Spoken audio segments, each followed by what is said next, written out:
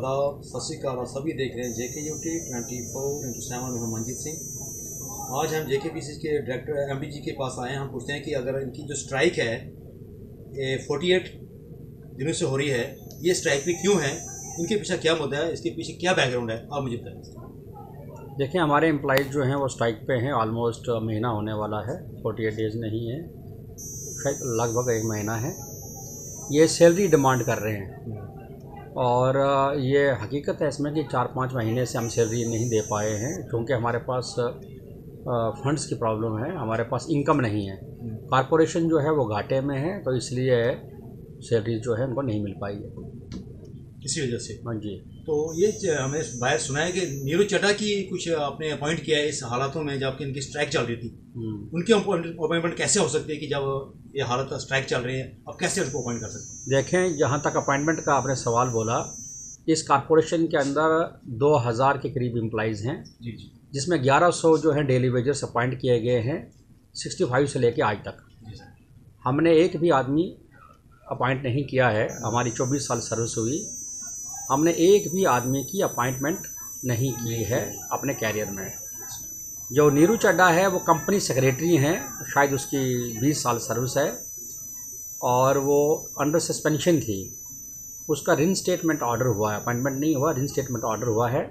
जहाँ तक अपॉइंटमेंट का सवाल है, इस कॉरपोरेशन के अंदर जो भी लोग इलीगल तरीके से लगे हैं, एक हाई पावर्ड कमेटी बनी है गवर्नमेंट की तरफ से, उन्होंने पॉइंट आउट किए हैं और उन्होंने रिकमेंडेशन दी है कि जो इलीगल तरीके से जो लोग लगे हैं उनको निकालने के लिए, उनको निकालना है जी।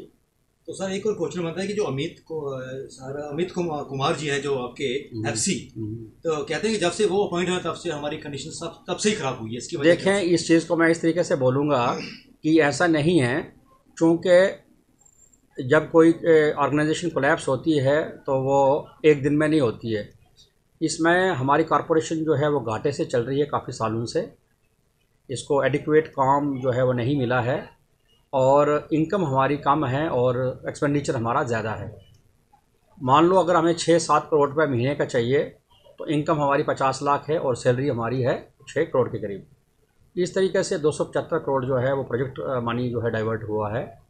जब तक FC साहब आए हैं वो अच्छा काम कर रहे हैं, उन्होंने ही ये सारी कैलकुलेशंस की हैं, ऑडिट किया है और पूरा अकाउंटिंग किया है जिस तरीके से, और कोशिश कर रहे हैं कि इसको लीगल वे से इसको सेटल किया जाए। और सर ये सेमी गवर्नमेंट है? देखिए, ये आपका कॉरपोरेशन है, लेकिन कंपनीज़ की डेफिनेशन में जो इसकी रजिस्ट्रेशन है, इसको ट्रीट किया गया है एज ए प्राइवेट कंपनी। कमाएंगे तो खाएंगे, गवर्नमेंट की तरफ से ग्रांट इन एड नहीं मिलता है और 10% कभी हम प्रोजेक्ट जो कंप्लीट करते हैं, कभी 5% कमीशन पे करते हैं, कभी 10 पे, कभी 15 पे, तो औसतन ऑन एवरेज हम लेते हैं 10%। तो 10% एक ही प्रोजेक्ट में मेरी इनकम है, जिसमें से मुझे अपने मुलाजमों को मैनेज करना है और 90% जो है प्रोजेक्ट के ऊपर लगाना है थ्रू कॉन्ट्रैक्ट। और सर ये 25-31 करोड़ का जो हम कहते हैं कि आपकी JKPC वालों के पास डिपार्टमेंट के पास है, क्या उसमें इनकी सैलरी नहीं निकल सकती है? और आपने ये भी कहा है कि 13 करोड़ रुपया गवर्नमेंट से आना है, इसकी क्या पीछे बैकग्राउंड है? 275 करोड़ रुपया जो है वो हमारा माइनस में है। जो भी पैसा आएगा दैट मीन्स वो 275 करोड़ प्रोजेक्ट को कंप्लीट करने के लिए आएगा। 275 जो प्रोजेक्ट का हमने डाइवर्ट किया है, तो जो भी हमारा सरकार के पास अगर पैसा है वो 275 को पूरा करने के लिए हम मांग रहे हैं, ताकि 275 करोड़ जो प्रोजेक्ट का डाइवर्ट किया है वो पूरा हो जाए और उसके बाद फिर सैलरी मिलेगी।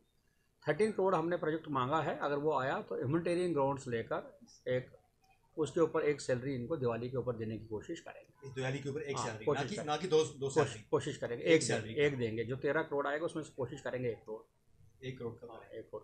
तो सर जो डेली वेजर हैं कहते हैं उनका भी ऑर्डर निकला हुआ है, कहते हैं गवर्नमेंट ने निकाला हुआ है, ना कि आपके आने से नहीं हुआ, कि वो कहते हैं कि गवर्नमेंट ने निकाला हुआ है ऑर्डर जो डेली वेजर है। देखें, जब घाटा ही है, जब इधर पैसे ही नहीं है, फंडिंग नहीं है, तो फिर डेली वेजर का चाहे मैं 300 बोलूँ चाहे 400 बोलूँ, वो तो सवाल ही नहीं है ना।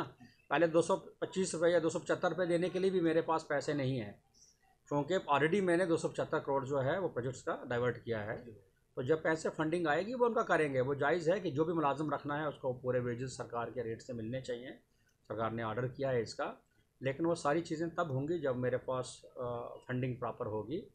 और दूसरा जो हाई पावर्ड कमेटी ने जो बताया है, उसमें से देखेंगे कि कौन से जायज़ लोग मुलाजिम लगे हैं, कौन से नाजायज़ तरीके से लगे हैं, उसको देखकर इम्प्लीमेंट करेंगे जो सरकार की इंस्ट्रक्शन होगी। तो सर लास्ट में ये क्वेश्चन आपके सामने है कि जो बाहर बैठे हुए हैं अब इनको क्या कहना चाहते हैं? मेरी रिक्वेस्ट इनसे सब यही है कि इनको ये कॉल ऑफ स्ट्राइक करें, ये ट्रस्ट करें अपनी कॉरपोरेशन के ऊपर, और जो भी काम होगा कानून कायदे से होगा। शोर शराबा करने की ज़रूरत नहीं है। जब भी पैसे हमारे आएंगे तो हम बगैर किसी डले के कोशिश करेंगे इनकी मदद करने की। कब तक होने की चांसेस हैं सर? मैंने कहा कि इनको क्या दिलाएंगे? हम कोशिश कर रहे हैं कि दिवाली पे इनको एक तनख्वाह मिले, सरकार से टेकअप किया है।